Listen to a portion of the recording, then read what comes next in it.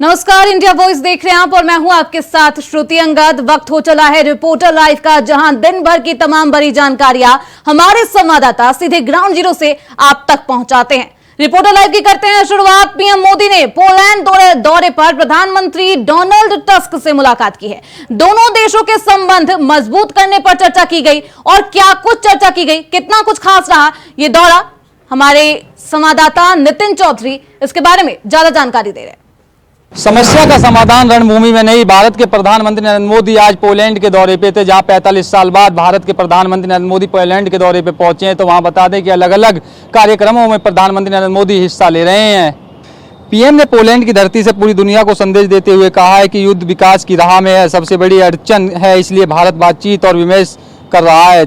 PM ने कहा कि यूक्रेन और पश्चिम एशिया में चल रहे संघर्ष हम सभी के लिए गहरी चिंता है विषय है। भारत का विश्वास है कि किसी भी समस्या का समाधान रणभूमि में नहीं हो सकता है। किसी भी संकट में मासूम लोगों की जान की हानि संपूर्ण मानवता के लिए बड़ी चुनौती बन गई है। हम शांति और स्थिति की जल्दी से जल्दी बहाल के लिए डायलॉग और डिप्लोमेसी का समर्थन करते हैं। पीएम ने कहा है कि भारत पोलैंड की कंपनियों में से जुड़ने के लिए आमंत्रित कर रहा है। भारत के अनेक उपलब्धियां हासिल की है, हमें इन क्षेत्रों में अपना अनुभव पोलैंड के साथ साझा करना चाह रहे हैं। नेताओं की बैठक से पहले इस यात्रा से जुड़े अहम के लिए लगातार पीएम मोदी भाषण की शुरुआत में कहा कि पोलैंड और भारत इस साल अपने राजनीतिक संबंधों से 70वीं वर्षगांठ मना रहा है। इस अवसर पर दोनों देशों के संबंध काफ़ी अच्छे बताए जा रहे हैं। भाई प्रधानमंत्री नरेंद्र मोदी ने लगातार जिस तरीके से काफ़ी गहरी चिंता जताई है, बता दें कि पश्चिम एशिया और लगातार यूक्रेन को लेकर ही प्रधानमंत्री नरेंद्र मोदी ने इसका जिक्र किया था, लेकिन उसके बाद लगातार प्रधानमंत्री नरेंद्र मोदी ने कहा है काफ़ी गहरी चिंता का विषय है। कैमरामैन महेश के साथ मैं नितिन चौधरी, इंडिया वॉइस, दिल्ली। वहीं कोलकाता डॉक्टर रेप और मर्डर केस में सीबीआई ने सुप्रीम कोर्ट में स्टेटस रिपोर्ट दाखिल कर दी है। अब तक की जांच के बारे में सुप्रीम कोर्ट को सूचित किया गया है। क्या कुछ सूचित किया गया है, खबरों पर ज्यादा जानकारी दे रही है हमारी संवाददाता जूही कुमारी।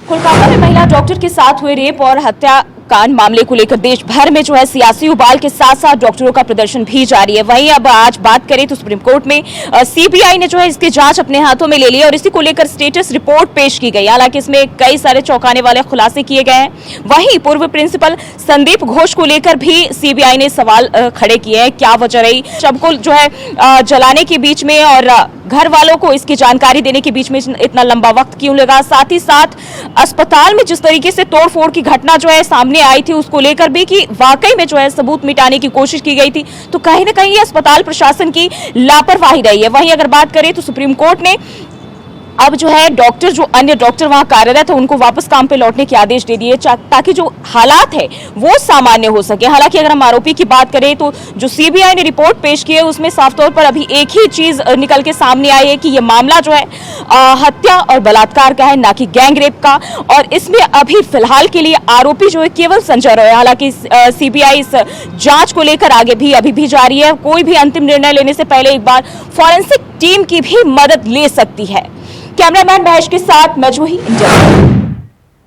रिपोर्टर लाइव में बढ़ते हैं आगे। बदलापुर यौन शोषण केस को लेकर महाराष्ट्र में जारी बवाल के बीच महाविकास अघाड़ी ने 24 अगस्त को महाराष्ट्र बंद बुलाया है।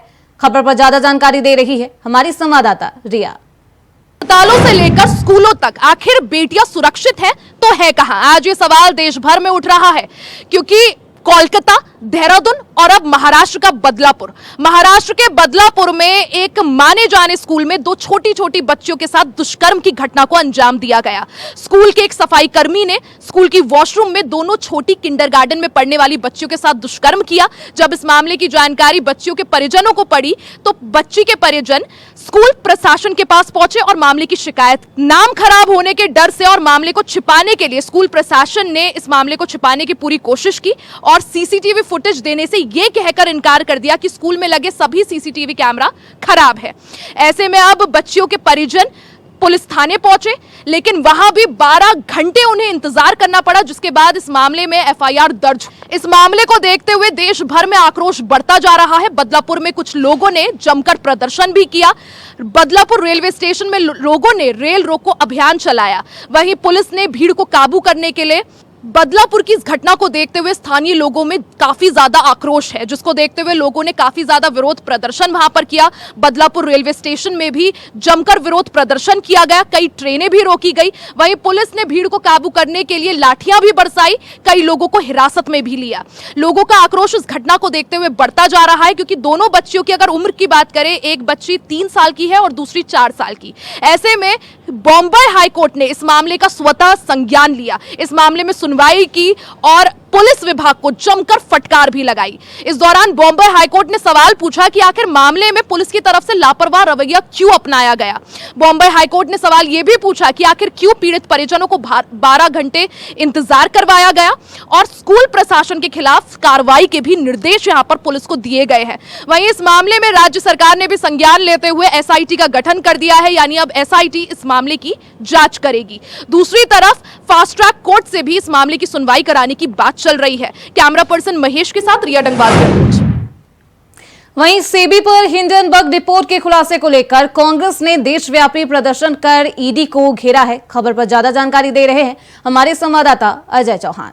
आज कांग्रेस ने देश भर के अंदर धरना प्रदर्शन किया। बताते हैं कि जेसीबी की मांग को लेकर, भ्रष्टाचार और महंगाई को लेकर जगह जगह धरना प्रदर्शन किया, क्योंकि मोदी सरकार को घेरते हुए कांग्रेस के हर जगह, हर राज्य के अंदर ये कहने के देखने को मिला। बताते दिल्ली के अंदर, दिल्ली के जनता मंच पर यहाँ पर काफी सैकड़ों में लोग यहाँ मौजूद थे। यहाँ पर जो कांग्रेस के पूर्व सांसद थे, पूर्व विधायक थे, यानी कि जो मौजूद सांसद है संजय पायलट भी यहाँ मौजूद है, और दिल्ली प्रदेश अध्यक्ष जो कांग्रेस के देवेंद्र यादव है, उनकी अगुवाई में आज धरना प्रदर्शन किया गया। बताते हैं कि मोदी सरकार पर कई आरोप भी लगाए गए कि आखिरकार जेसीबी की मांग जब कांग्रेस विपक्ष कर रहा है तो मोदी सरकार क्यों नहीं इस पर जांच बैठा रही। वही बताते हैं कि महंगाई को लेकर भी सवाल खड़ा गया। आखिर इसकी महंगाई चरम पर है। वही कहते हैं बेरोजगारी, जो युवा है, जो तीसरी बार प्रधानमंत्री नरेंद्र मोदी बने हैं, लेकिन उसके बावजूद भी युवाओं के लिए प्रधानमंत्री नहीं सोच रहे हैं। सब देखना है कि आखिरकार कांग्रेस लगातार बीजेपी को घेरते जा रही है। वहीं अब आने वाले समय में जो भी 4 राज्यों में विधानसभा चुनाव है, उसको लेकर भी लगातार बीजेपी का तंज कसते जा रहा है। अब देखना है कि आखिरकार जो बीजेपी क्या युवाओं को पाती है, क्योंकि मुद्दे कई होते हैं, क्योंकि आने वाले समय में जो किसानों की बात है उस पर भी चर्चाएं होती है। लेकिन कांग्रेस ने जिस तरह से पूरे भारत के अंदर, क्योंकि कल भारत बनता, लेकिन आज भारत के अंदर पूरे कहीं ईडी के दफ्तर पर धरना प्रदर्शन किया, तो कहीं कार्यालयों पर धरना प्रदर्शन किया, तो कहीं दिल्ली के जनता मंच जैसी जगहों पर धरना प्रदर्शन किया। देखना होगा आखिरकार कांग्रेस आगे का रणनीति क्या बना रही है। दिल्ली से अजय चौहान, इंडिया वाइज। वहीं हिंडनबर्ग की रिपोर्ट पर कांग्रेस लगातार विरोध कर रही है। इसी कड़ी में लखनऊ में भी प्रदर्शन किया गया। खबर पर ज्यादा जानकारी दे रहे हैं हमारे संवाददाता मोहम्मद अमान। हिंडनबर्ग की रिपोर्ट आने के बाद लगातार कांग्रेस के जो कार्यकर्ता है वो सड़क पे धरना प्रदर्शन, विरोध प्रदर्शन करते नजर आए। आपको बता दें, ये कांग्रेस के प्रदेश अध्यक्ष अजय राय के नेतृत्व में ये प्रदर्शन किया गया। प्रदर्शन में मुख्यमंत्री आवास का जहां एक तरफ घेराव किया, तो वहीं दूसरा धड़ा ईडी के दफ्तर पहुंचने का प्रयास कर रहा था, लेकिन इसको कमिश्नरेट पुलिस द्वारा रोका गया। बीच रास्ते ही में राज भवन के पास जो कांग्रेस के कार्यकर्ता हैं, इन लोगों ने धरना प्रदर्शन किया और ईडी के खिलाफ नारेबाजी करते हुए वहीं जो पूरा मामला है इसकी जेपीसी से जांच कराने की मांग कर दी। वहीं कांग्रेस के जो कार्यकर्ता है या कांग्रेस के जो प्रदेश अध्यक्ष हैं, इनका साफ तौर से कहना है, जो सेबी के चीफ हैं, इनसे इस्तीफे की मांग कर रहे हैं। वहीं जो प्रदेश अध्यक्ष है, उनका साफ तौर से कहना है कि अभी पुलिस द्वारा हमको रोका गया है और हम नहीं जा पाए, लेकिन कांग्रेस का कार्यकर्ता लगातार इस मामले में प्रदर्शन करता रहेगा और इस मामले में आवाज उठाता रहेगा। लखनऊ से मोहम्मद अमान, क्या भाई। वहीं 69,000 शिक्षक भर्ती को लेकर लगातार प्रदर्शन किया जा रहा है। अब क्या कुछ मांगे हैं, खबर पर ज्यादा जानकारी दे रहे हैं हमारे संवाददाता मोहम्मद अमान। 69,000 शिक्षक भर्ती जो लगातार पिछले 3 दिन से शिक्षा निदेशालय के ऊपर धरना प्रदर्शन कर रहे हैं। आपको बता दें, हाई कोर्ट के फैसला आने के बाद लगातार ये लिस्ट जारी करने की मांग कर रहे हैं और वहीं लगातार ये धरने पे बैठे हैं। इनका कहना है कि जब तक लिस्ट नहीं जारी होती है तब तक ये धरना खत्म नहीं होगा। वहीं आपको बता दें, जो चयनित शिक्षक थे, जिनका चयन हो चुका था, जो 4 साल से नौकरी कर रहे हैं, आज वो भी धरने पर उतर आए हैं। कहीं ना कहीं उनकी नौकरी के ऊपर अब खतरा मंडाता दिखाई दे रहा है। वो भी लगातार सड़कों पे धरने पर उतर आए हैं। उनका साफ तौर से कहना है कि मुख्यमंत्री योगी आदित्यनाथ ने जिस तरह से हम लोगों को आश्वासन दिया था कि किसी का भी अहित नहीं होगा, तो उस आश्वासन के साथ आज हम भी सड़कों पे हैं कि हमारी जो 4 साल की नौकरी है उसके बाद कहीं जो ये नई लिस्ट जारी होती है इसमें कहीं हमारी नौकरी के ऊपर खतरा ना मंडाता दिखाई दे। तो वहीं जो लगातार जो प्रदर्शन कर रहे थे पिछले 3 दिन से, जो ओबीसी एसटी जो आरक्षण वाले टीचर थे, उनका साफ तौर से कहना है कि जब तक लिस्ट जारी नहीं होती तब तक ये लगातार धरना जारी रहेगा। अब देखने वाली बात है कि जब लिस्ट जारी होती है तो उसमें किनका हित होता है और किनका अहित होता है, ये तो देखने वाली बात होगी। लखनऊ से मोहम्मद अमान। वहीं कांग्रेस कार्यकर्ताओं ने अडानी समूह के कथित भ्रष्टाचार के खिलाफ प्रयागराज की सड़कों पर उतरकर जोरदार प्रदर्शन किया है। खबर पर ज्यादा जानकारी दे रहे हैं हमारे संवाददाता शोएब रिजवी। के खिलाफ आज कांग्रेसियों ने देश भर में प्रदर्शन किया। संगम नगरी प्रयागराज में भी कांग्रेसियों कार्यकर्ता बड़ी संख्या में सुभाष चौराहे के पास जो धरना स्थल बना हुआ है सिविल लाइंस में, वहां पर इकट्ठा हुआ और वो प्रयागराज के ईडी दफ्तर तक विरोध प्रदर्शन करने के लिए जाना चाह रहे थे। हालांकि पुलिस ने उन्हें रोका। इस बीच में पुलिस और उनके बीच झड़प भी देखने को मिली है। दरअसल उनकी मांग है कि ईडी सिलेक्टिव कार्रवाई कर रही है, कुछ खास पार्टी और खास उनके नेताओं को भी निशाना बना रही है, जिसके खिलाफ कांग्रेसियों ने आज पूरे देश में विरोध प्रदर्शन का आह्वान किया था। उसी कड़ी में संगम नगरी प्रयागराज में भी इस प्रदर्शन को देखा गया। बड़ी संख्या में कांग्रेसी धरना स्थल पर इकट्ठे हुए। हालांकि पुलिस भी मुस्तैद थी, बड़ी संख्या में पुलिस थी और ये कार्यकर्ता जो संगम नगरी प्रयाग का ईडी दफ्तर है वहाँ तक मार्च करते हुए जाना चाहते थे। हालांकि पुलिस ने उन्हें वहीं पर रोका, जिस बीच से थोड़ी देर झड़प भी हुई। आखिर में उन्हें समझाया गया और उसके बाद उन्होंने अपना विरोध प्रदर्शन करते हुए अपनी जो डिमांड है वो सौंप दी है और उन्होंने ईडी और सरकार पर कई गंभीर आरोप भी लगाए हैं। उनकी तरफ से कहा गया कि ईडी मनमाने तरीके से लोगों को परेशान कर रही है। Shoaib Rizvi, India wise. वहीं वक्फ बिल पर जेपीसी की बैठक हुई। इसमें अल्पसंख्यक मामलों और कानून मंत्रालयों के अधिकारी भी शामिल हुए। बैठक में क्या कुछ खास रहा, खबर पर ज्यादा जानकारी दे रहे हैं हमारे संवाददाता कमल किशोर। वक्फ संशोधन बिल लोकसभा में 8 अगस्त को पेश किया गया था, जिसके बाद बिल को संसद की नियुक्ति संयुक्त समिति यानी ज्वाइंट पार्लियामेंट्री कमेटी के पास भेज दिया गया।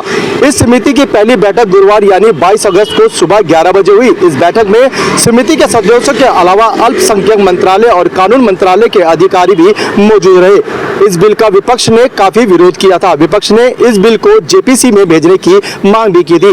बता दें कि जेपीसी का उद्देश्य किसी मुद्दे, विधेयक या प्रावधानों की जांच करने और उस पर अपनी राय देना होता है। कांग्रेस समेत कई विपक्षी दलों ने इस बिल का मुसलमान विरोधी बताया।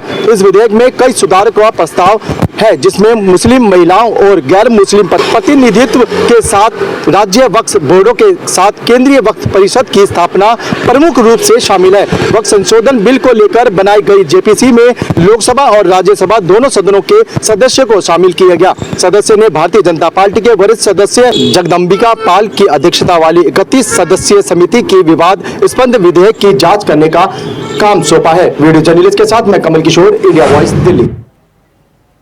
वहीं हमीरपुर जिले के बिजली विभाग में युवक ने बिजली का बिल ज्यादा आने पर एसडीओ के साथ ही अभद्रता कर दी और मारपीट की कोशिश भी की। आखिर इस हरकत के बाद युवक के साथ क्या कुछ हुआ, खबर पर ज्यादा जानकारी दे रहे हैं संवाददाता रुपेश गुप्ता। जिला मुख्यालय के विद्युत विभाग का मामला है। मैं आपको बता दूं, पूरा मामला हमीरपुर जिला मुख्यालय विद्युत विभाग का, जहां पर एक युवक अपना बिल सही कराने आया हुआ था।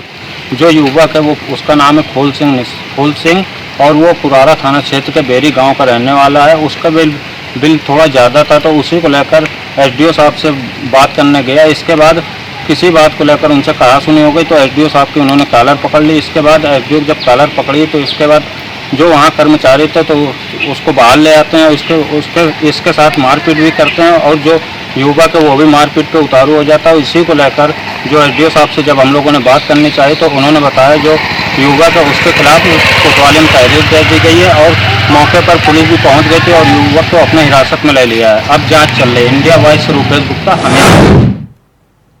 रिपोर्टर लाइव में वक्त हो चला है छोटे से ब्रेक का, फौरन लौटेंगे। ब्रेक के बाद एक बार फिर से आप सभी का स्वागत है। रिपोर्टर लाइव में बढ़ते हैं आगे। हमीरपुर में बांग्लादेश में हिंदुओं और अल्पसंख्यकों पर हो रहे अत्याचार के विरोध में हिंदू रक्षा समिति ने ज्ञापन सौंपा है। खबर पर ज्यादा जानकारी दे रहे हैं हमारे संवाददाता रुपेश गुप्ता। हिंदू रक्षा समिति ने पूरा हमीरपुर का भ्रमण कर जो बांग्लादेश में हिंदुओं पर हो रहे अत्याचार को लेकर आज उन्होंने पूरा शहर भ्रमण किया और इसका विरोध प्रदर्शन करते हुए आकिल तिराहे से कलेक्ट्रेट प्रांगण पहुंचा और वहीं जो हिंदुओं पर अत्याचार हो रहा बांग्लादेश में, उसी को लेकर आज उन्होंने प्रधानमंत्री नरेंद्र मोदी को संबोधित ज्ञापन यहाँ जिलाधिकारी के माध्यम से उनको भेजा है और उन्होंने मांग की जो वहाँ पर अत्याचार हो रहा है उसको रोका जाए। इसी को लेकर आज हिंदू समिति के यहाँ पर कईयों बाबा भी आए थे और साधु संत भी आए हुए, तो उन्होंने ज्ञापन सौंपा है हमीरपुर जिलाधिकारी को। इंडिया वॉइस से रूपेश गुप्ता। वहीं अहमदनगर के रामगिरी महाराज के पैगंबर पर आपत्तिजनक टिप्पणी के बाद मुस्लिम समाज में आक्रोश है। अब क्या कुछ टिप्पणी की गई है, खबर पर ज्यादा जानकारी दे रहे हैं हमारे संवाददाता मोहम्मद शहनवाज। अहमदगिरी के रामगिरी महाराज के द्वारा पैगंबर हजरत मोहम्मद साहब के ऊपर एक आपत्तिजनक टिप्पणी दी थी, जिसके बाद पूरे देश में मुस्लिम समुदाय के लोगों में आक्रोश व्याप्त है। उसी के चलते आज जिला कलेक्ट्रेट पर एएमयू के छात्र नेता और मुस्लिम समुदाय के सोशल एक्टिविस्ट के द्वारा दर्जनों की तादाद में इकट्ठा होकर महामहिम राष्ट्रपति के नाम एसीएम को एक ज्ञापन सौंपा है। तो वहीं एएमयू के छात्र नेता और मुस्लिम समुदाय की ओर से सोशल एक्टिविस्ट के द्वारा महामहिम राष्ट्रपति से मांग की गई है कि जिस तरीके से हजरत मोहम्मद साहब के ऊपर रामगिरी महाराज के द्वारा टिप्पणी की गई है, उसका वह पूर्ण जोर से विरोध करते हैं। कहीं न कहीं उनकी टिप्पणी के बाद पूरे देश में उनके द्वारा माहौल खराब करने का कार्य किया जाए, जिसके चलते पूरे देश के मुसलमानों में इस बात को लेकर आक्रोश है और उसी के चलते आज उनके द्वारा कलेक्ट्रेट में एक ज्ञापन सौंपा गया, जिसमें उनकी मांग है कि इस मामले को जल्द से जल्द जिलाधिकारी संज्ञान लें और जो भी इस तरीके के कृत्य करने वाले लोग हैं उन पर कार्रवाई की जाए। वही रामगिरी वहीं अयोध्या गैंग रेप कांड के मुख्य आरोपी मोहित खान के शॉपिंग कॉम्प्लेक्स पर बाबा का बुलडोजर चला। खबर पर ज्यादा जानकारी दे रहे हमारे संवाददाता विनय मिश्रा। भदरसा गैंग रेप कांड के मुख्य आरोपी मोहित खान के घर पे जो है बुलडोजर की प्रक्रिया शुरू की गई है और इससे पहले जो है उसके बेकरी पे बुलडोजर चला था और आज जो है बुलडोजर की प्रक्रिया जो है उसके जो शॉपिंग कॉम्प्लेक्स है उस पे चलने की प्रक्रिया यहाँ पे एसडीएम सोहावल और भारी पुलिस फोर्स बल के बीच जो है यहाँ पे शुरू हो गई है और इसकी जो बिल्डिंग है शॉपिंग कॉम्प्लेक्स उसको जमीबोत कर दिया गया है और ये माना जा रहा है कि उसके जो परिजन है वो हाई कोर्ट की शरण लिए हैं कि जो ये बुलडोजर की प्रक्रिया की जा रही है उसको प्रक्रिया को रोक दिया जाए, लेकिन ये जो याचिका थी वो हाई कोर्ट ने कल के लिए सुनवाई के लिए कर दी है। इससे प्रशासन और अलर्ट हो गया और प्रशासन आज ही यहाँ पे पूरी तरीके से कार्रवाई कर रहा है और भारी पुलिस बल के साथ जो है बुलडोजर वहां पहुंच गया है और उनकी बिल्डिंग को तोड़ने का प्रक्रिया जो शुरू हो चुकी है।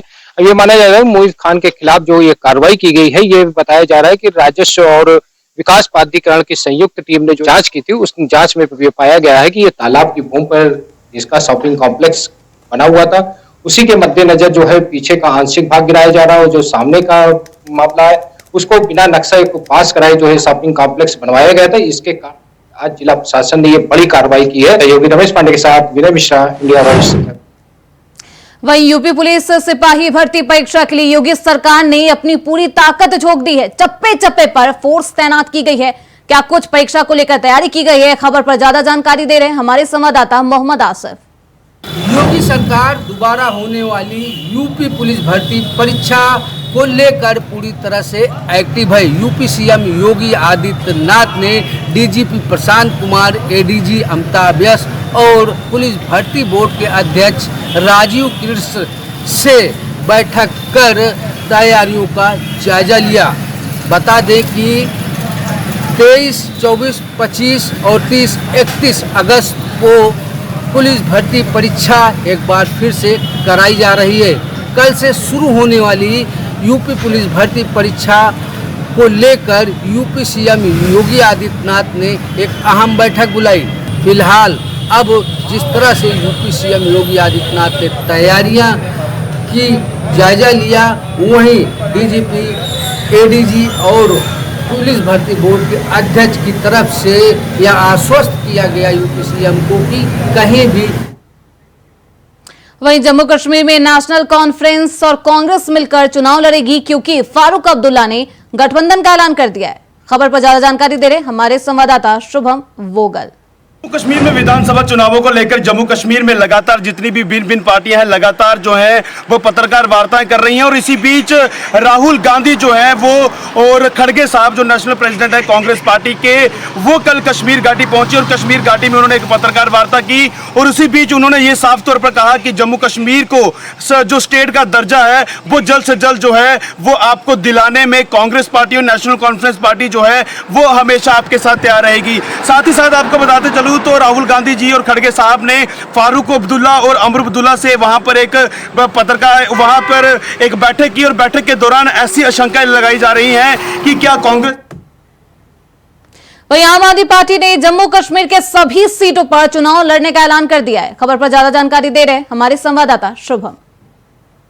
जम्मू कश्मीर में लगातार अटकलें लगाई जा रही थी कि आम आदमी पार्टी क्या जम्मू कश्मीर में विधानसभा के चुनावों में मैदान में उतरेगी या नहीं। आपको बताते चले तो फिलहाल कुछ समय पहले जो है वो पार्टी की तरफ से कोई भी इस तरीके से कोई हरी झंडी नहीं दिखाई गई थी और वही कल जम्मू पहले कश्मीर में पत्रकार वार्ता हुई और आज जम्मू में पत्रकार वार्ता हुई जिसमें साफ तौर पर बताया गया, जो सीनियर नेता आम आदमी पार्टी के आए थे उन्होंने साफ तौर पर कहा, हरी झंडी दे दी कि उनके जो कार्यकर्ता हैं वो मैदान में काम करें और सभी सीटों पर आम आदमी पार्टी जो है वो मैदान में उतरेगी और इन सभी सीटों पर जो है वो अपना विधायक जिताएगी। आपको बताएं तो वहीं पुलिस भर्ती परीक्षा को लेकर रायबरेली जिला प्रशासन अलर्ट मोड पर है। डीएम और एसपी ने परीक्षा केंद्रों का निरीक्षण किया है। खबर पर ज्यादा जानकारी दे रहे हैं हमारे संवाददाता राजू तिवारी। उत्तर प्रदेश पुलिस भर्ती परीक्षा को संपन्न कराने के लिए रायबरेली जिला प्रशासन के द्वारा कड़े कदम उठाए जा रहे हैं। बता दें कि नकल विहीन परीक्षा को सकुशल संपन्न कराने के लिए जिला अधिकारी हर्षिता माथुर ने पुलिस अधीक्षक के साथ में औचक निरीक्षण किया और समस्त 11 परीक्षा केंद्रों का उन्होंने निरीक्षण करते हुए जिम्मेदारों को आवश्यक दिशा निर्देश दिए हैं। बता दें कि रायबरेली में कुल 11 परीक्षा केंद्र बनाए गए हैं जहां पर उत्तर प्रदेश पुलिस भर्ती परीक्षा होनी है। वहीं आपको बता दें कि परीक्षार्थियों पर पैनी नजर रखने के लिए सीसीटीवी कैमरे के पुख्ता इंतजाम किए गए हैं। बता दें कि जिले में किसी प्रकार की समस्या न होने पाए इसके लिए चप्पे चप्पे पर पुलिस की तैनाती की गई है।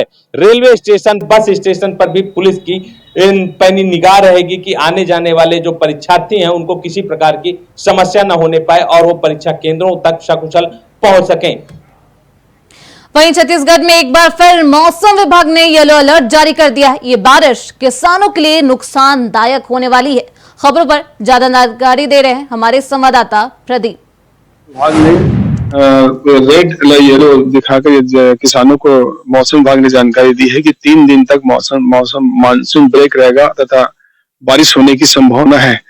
इसको देखते हुए इस वक्त किसानों को पानी की आवश्यकता नहीं है, लेकिन यदि मानसून फिर भी ब्रेक रहा 3 दिन तो निश्चित ही किसानों को बहुत नुकसान होगा, क्योंकि धान की जो फसल की जो बालियां ऊपर आ गई है, बालियां ऊपर आने के बाद ये जो धान का जो पौधा होता है जिसमें जो फल लगता है, फल लगना स्टार्ट हो रहा है और यदि इस बीच यदि लगातार बारिश कहीं होगी तो निश्चित ही किसान को बहुत नुकसान होगा और जिससे कि इनके जो फल जो होते हैं, धान की जो बाली जो आती है उस पर सीधा बरसात का पानी पड़ेगा तो बरसात के जो फल होते हैं वो गिर जाएंगे, जिससे किसान को बहुत नुकसान होने की संभावना। वहीं पर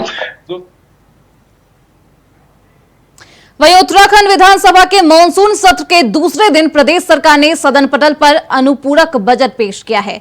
मॉनसून सत्र के दूसरे दिन क्या कुछ खास रहा, खबर पर ज्यादा जानकारी दे रहे हैं हमारे संवाददाता अभय कैंतुरा। में उत्तराखंड सरकार के मानसून सत्र के दौरान अनुपूरक बजट को सदन के पटल पर रखने का काम किया गया। वित्त मंत्री प्रेमचंद अग्रवाल ने 5013 करोड़ का अनुपूरक बजट यहाँ पर रखा है। सबसे बड़ी बात है कि राज्य के विकास के लिए जो योजनाएं जरूरी थी, खासतौर पर युवा और महिलाओं और किसानों से जुड़ी हुई योजनाएं थी, इन योजनाओं में बजट का प्रावधान यहाँ पर किया गया है। सरकार की तरफ से कुछ ऐसे प्रावधान यहाँ पर किए गए ताकि आने वाले दिनों में सरकार को विभागों के जरिए विकास की योजनाओं को आम जन तक पहुंचाने में किसी प्रकार कोई परेशानी ना हो। इसलिए रिपोर्टर लाइव में अभी के लिए बस इतना ही। देखते रहिए इंडिया वॉइस।